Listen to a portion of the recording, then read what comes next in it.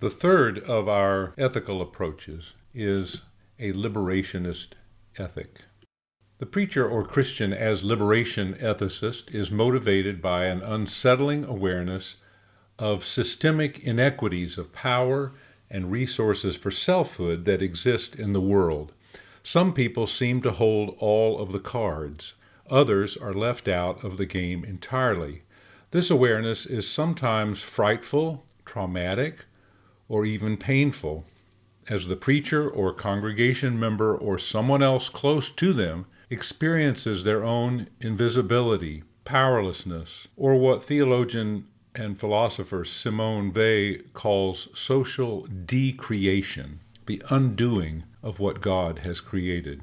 The struggle to become a living human subject on this planet may seem overwhelming. For some, it could be that some life experience or teachable moment has occurred and forced them out of a comfortable parochial world into a larger awareness of their own privileged situation, a situation that now seems to be purchased at the expense of other people. This sometimes begins a progressive and convicting awareness of the pain and suffering of the poor, the abused, the immigrant, the disabled, all of those who seem disenfranchised in this world.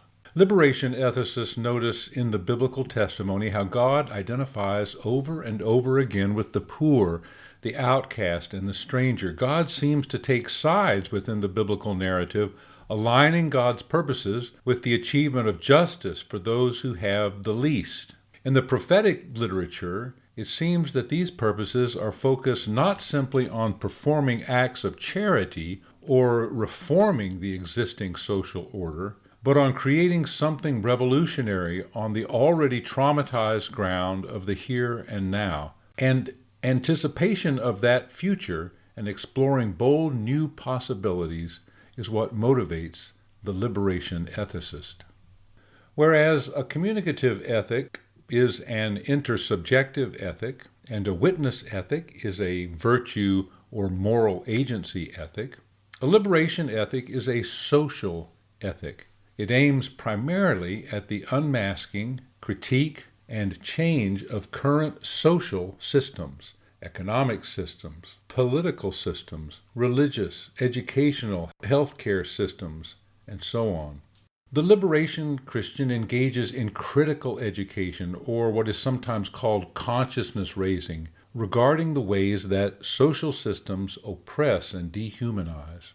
This can involve such things as critical race training, critical gender education, or feminist theory, education on autism and ableism and disability in our society, or the analysis of how economic systems work and don't work for some.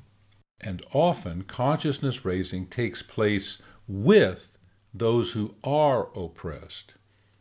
Unlike the communicative ethicist, the liberation ethicist does not seek out theologically resonant universals to achieve a new moral consensus, but emphasizes the concrete and the historical. Ideas and messages are bound to the particular struggles of certain disenfranchised groups of people within history whose lives are often invisible or disregarded. The very particular material struggles of these groups may intersect in many ways, and for this reason, liberationist ethics is sometimes identified as intersectional in nature. Intersectional. Liberation ethic Christians are often attuned to places where the particular suffering of one marginalized group puts them in solidarity with another group at those intersections. Liberation is not simply aimed at the poor and disenfranchised. Liberation theologians point out that middle class and upper class persons are also oppressed within the same systems of class, race, gender, education, health, housing, and economics. It's important, therefore, for the middle and upper classes to realize that they too are not free, but oppressed by social systems that lull them to sleep with a sense of individual privilege and power to simply purchase more and more commodities. Unchu Mary Kim reminds us that in an age of globalization, oppressive systems and structures are globally interconnected. And she accentuates what she calls glocalization, or the many ways that postmodern technologies and web-based networks link social systems closely to global systems. We are now more aware than ever, for instance, of how food production and air pollution, public health decisions, and market forces have an impact on the lives of everyone across all cultures and all contexts. Kim argues that liberation in a global situation requires a form of humanization that reaches across cultures and contexts and becomes trans-contextual in nature. Forms of liberating practice carried out locally can, in fact, have a global impact.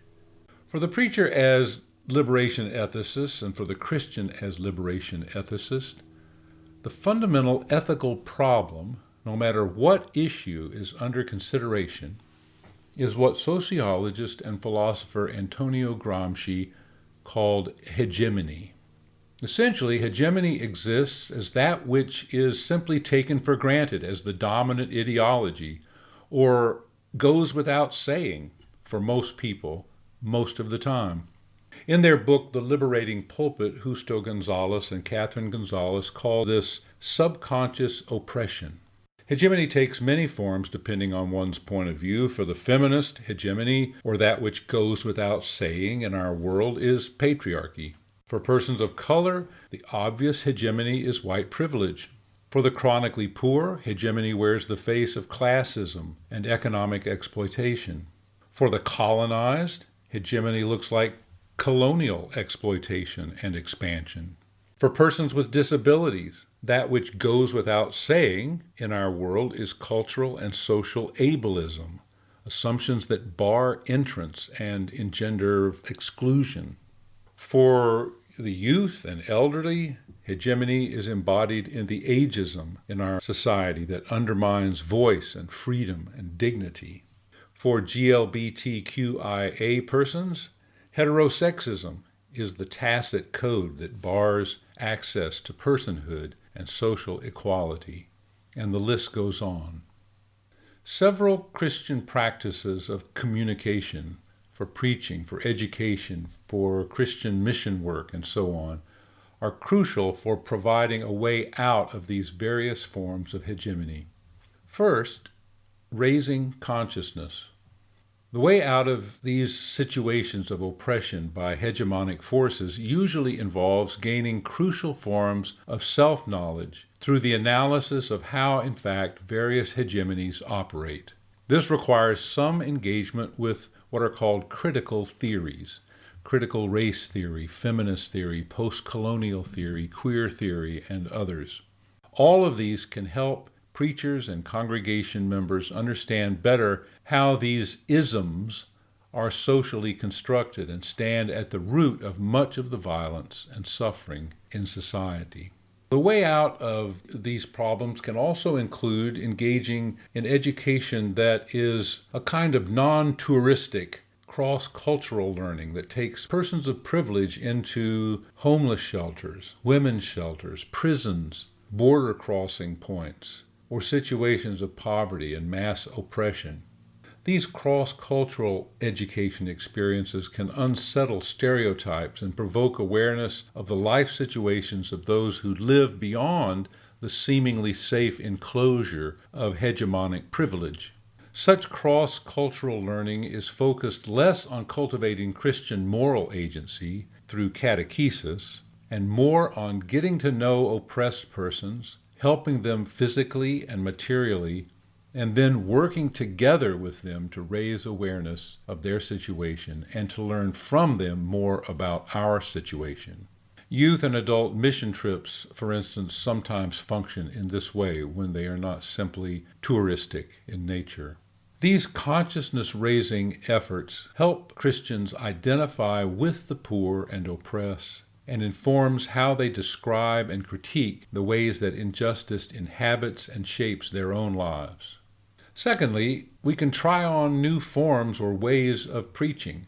Liberation scholars point out how preaching forms themselves have a hegemonic aspect. Considering its Greco-Roman oratorical underpinnings, the pulpit is a Western, male, and privileged construct in its current form.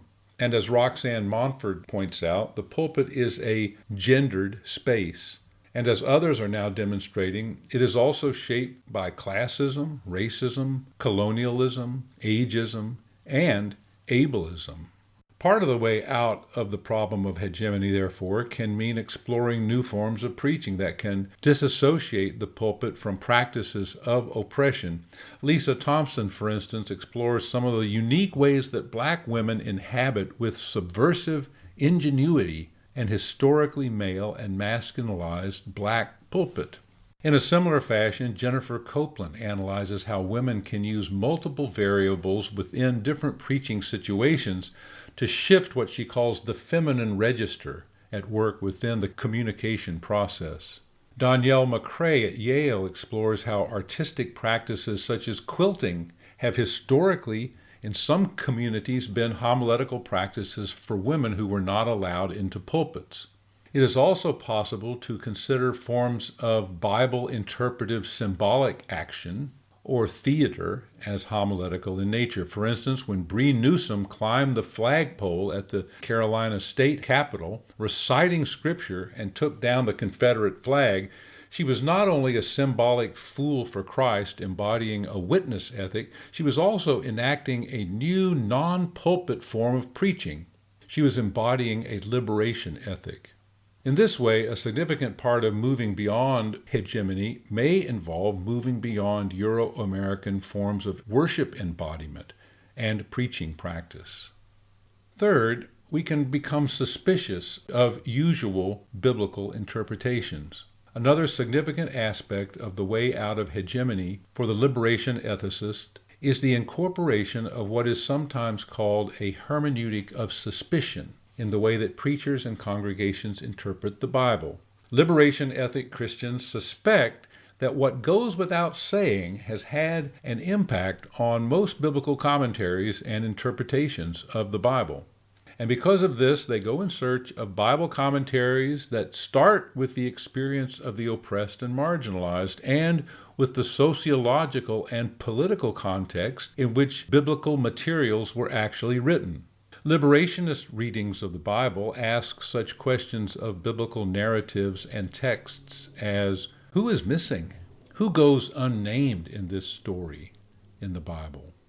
What is the social and political context of this text?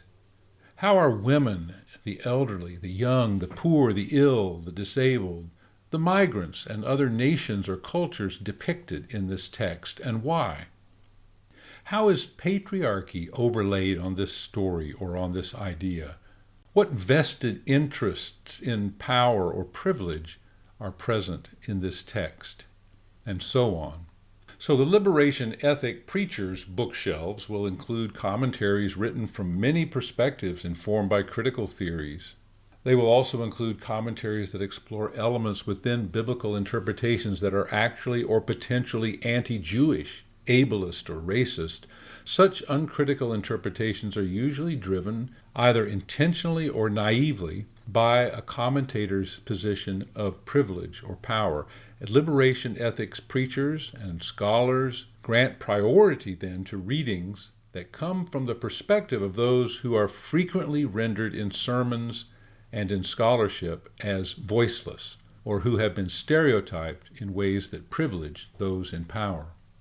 Next, we can show how the Bible is contextual, which expands a little bit on what I've just been saying. Liberation ethic preachers emphasize that the Bible is contextual in two complementary ways. Initially, it has to be read in such a way that its political and sociological context are foregrounded, as we've pointed out. And the second contextual aspect involved in reading the Bible is more current in nature. Congregations become aware of how ethical questions and issues arriving in our context today might draw forth trajectories of meaning from the text in the Bible that could not have been seen ever before. The civil rights movement, for instance, helped preachers and many Christians begin to see hidden trajectories of meaning in the biblical text that were catalyzed by that moment in history. And the same is true for the feminist movement and so on. In short, liberationist Christians always help their interlocutors see that the Bible has a context and that it speaks into a context. Next, liberation ethicists make the Exodus narrative and the prophets in the Bible central. Whereas the narrative of the nonviolent Jesus is central for the witness ethic preacher, the Exodus narrative really holds pride of place for most liberation ethicists. This narrative expresses most of the key elements for finding our way out of oppression: awareness of sin as the social and political abuse of power, liberation of the enslaved people by a God who takes sides with the oppressed and enslaved, and a resulting self-reflection within the community and a commitment to God's future of justice and peace. The historical power of this narrative, especially among African American churches, has ensconced it as the central narrative marking the way out of racial hegemony within Black liberation ethics. And biblical prophecy also claims a central role in articulating a way out of the current oppressive situation through an emphasis on God as a powerful force for a new prophetic future. For the liberation ethicist, God is not an ahistorical being, but God is active eschatologically within history, revealing in present-day acts of justice the final telos of history as the realm of righteousness and peace. There can be no such peace without the prior establishment of justice. The Hebrew prophets, who show so clearly the future that God promises, hold a special theological place for liberation ethics. Another distinct Christian practice that is central to the liberation ethicist is lamentation. Christine Smith calls this weeping. By weeping, Smith implies that a crucial way to join in the work of the liberation of those who are suffering under systemic violence is by joining in lamentation with and for those who are being oppressed or victimized. Preachers and church leaders can help congregations lament the impact of unjust social systems. This might involve hearing stories or testimonies of victims or survivors, or observing clips from documentaries by journalists who have gone deep into situations of poverty or cultural marginalization.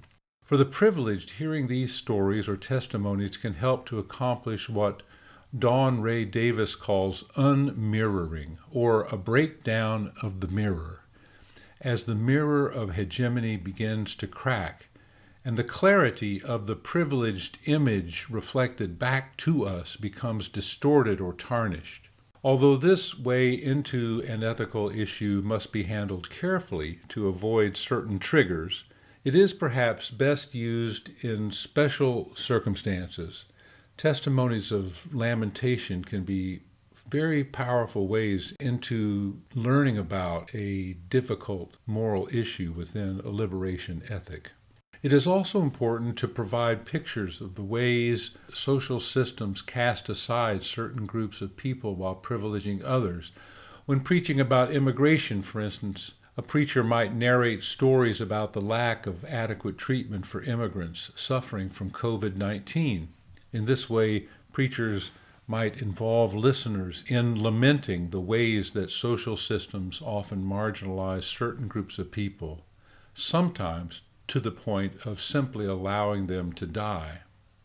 Another practice that Christine Smith mentions is called confessing. For the liberationist, confession picks up where lamentation leaves off and has a radical self-realization, action orientation at its heart. For the privileged, as the mirror of privilege cracks, it's time to begin to tell the truth about one's active complicity in the oppression of others.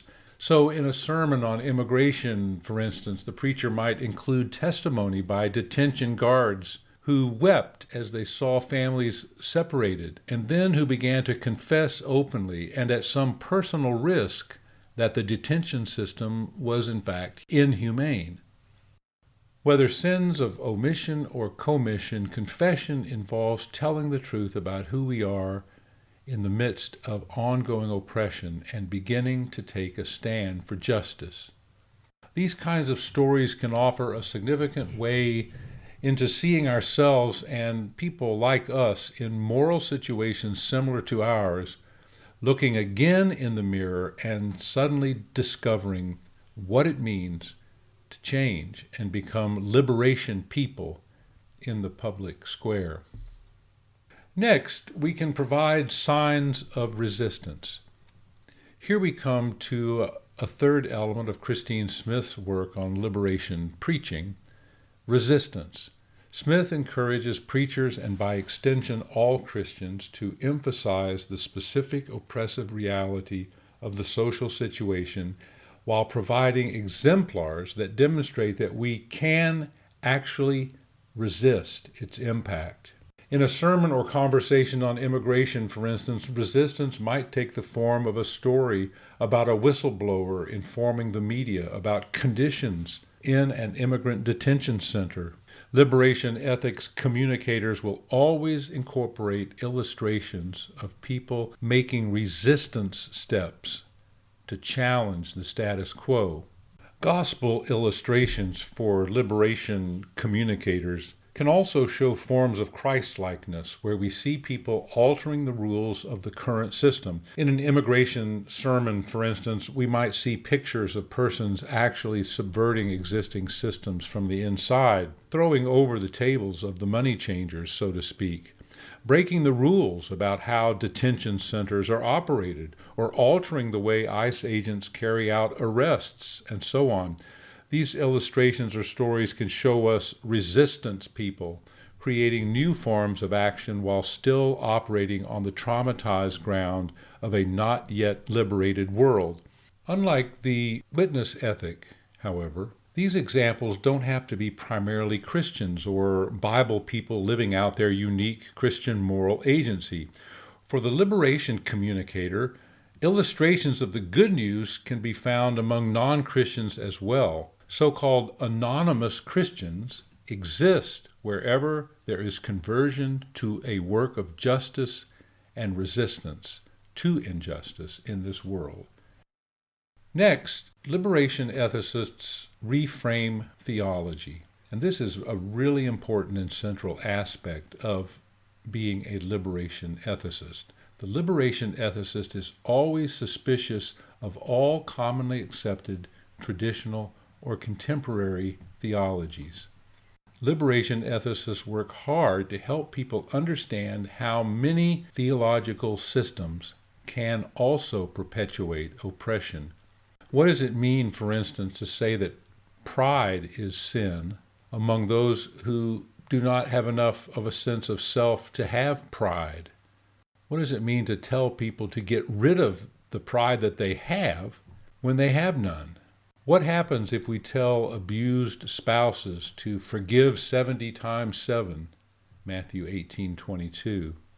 What is the relationship between forgiveness and justice for such persons?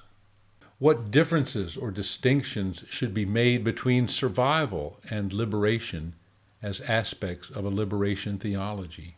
What distinctions should be drawn between types of suffering, natural suffering versus inflicted suffering, chosen suffering versus systemically imposed suffering, voluntary suffering versus involuntary, and so on?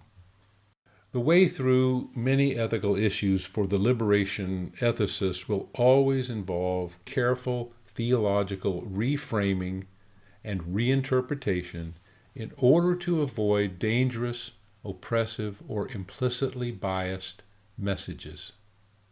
A final practice is showing people how the prophetic is in fact pastoral, and how the pastoral is in fact prophetic. Liberation ethicists often yoke together pastoral and prophetic messages.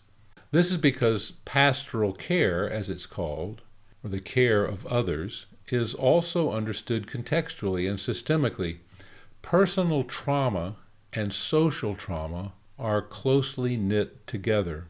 As Carol Hanisch once said, the personal is political.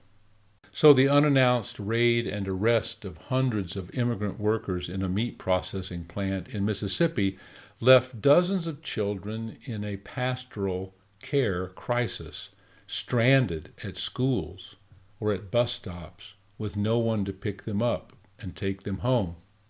In such an instance, the social trauma of labor deportation inflicted deep personal trauma on children and families. The pastoral is prophetic, and the prophetic is pastoral. Let's now take a look at the vision of the liberation ethicist. Liberation theology is, above all else, a theology of hope. It is a toward theology. Liberation hope, however, is not a utopian hope. It is measured and material in nature. It looks for the survival and the flourishing of all living things in their material and embodied forms.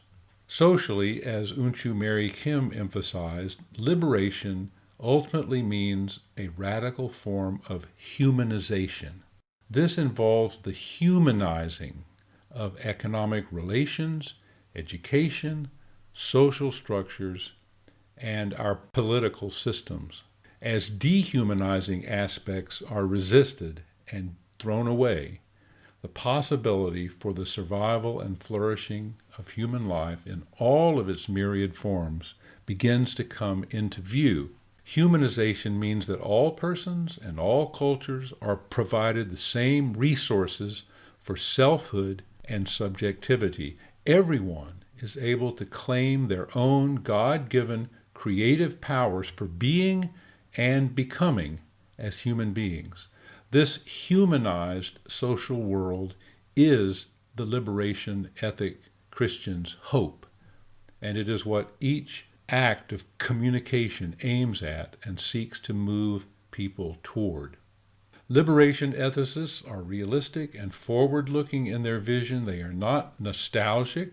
They do not believe one can retreat historically or existentially behind racism, colonialism, sexism, classism, or ageism.